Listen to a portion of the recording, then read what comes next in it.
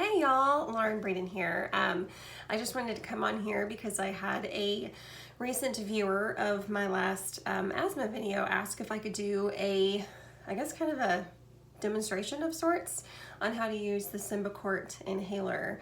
Now, I've been using inhalers since I was 9 years old, so they're pretty much all the same, but just in case someone needs to see this, here's kind of a demonstration. So I use the Symbicort 160-4.5.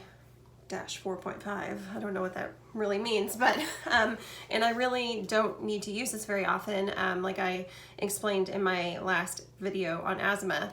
But when I do have to use it, like when I have too much gluten or when there's just too much mold in the air or whatever, I just, only need one puff because this is actually a pretty strong dose. So I like the Symbicort because it works.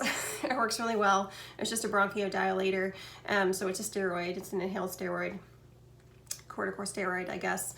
But it also has kind of a counter on the top there, so I know how many doses I have left, which is really helpful.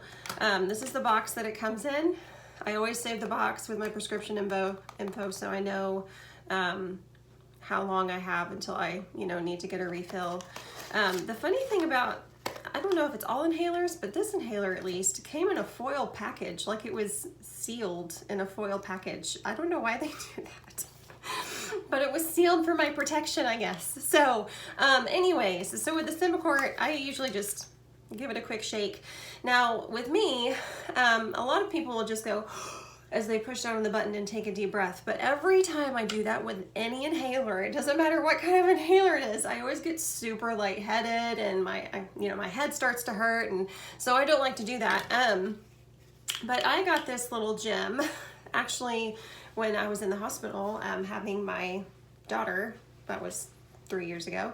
But this thing is awesome. So this is just, it's called an aero chamber, I guess. I call it a spacer. I don't know if that's the right word for it, but it makes using an inhaler a lot easier. Now, if kids have to use inhalers, this is the best way to do it. They actually make masks that fit on the end of this that you can just stick over a kid's face. But for an adult, you would just pump your inhaler into the chamber and then just breathe normally. And you only have to take like 3 to 4 breaths, and that takes care of it, and no lightheadedness. Something else I wanted to kind of demonstrate, I don't know if you can hear my goats in the background, but my goat Penelope is going crazy. So this is called a peak flow meter. If you have asthma, you need to have a peak flow meter. Let me tell you why.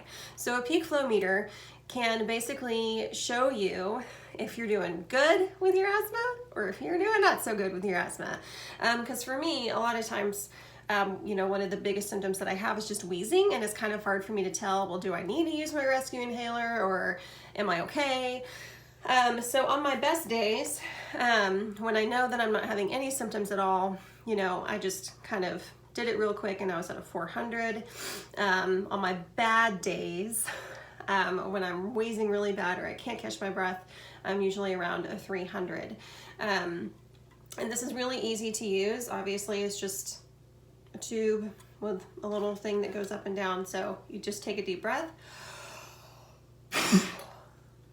and then exhale really quickly. And so I'm close to a 400. I'm not perfect, but almost there.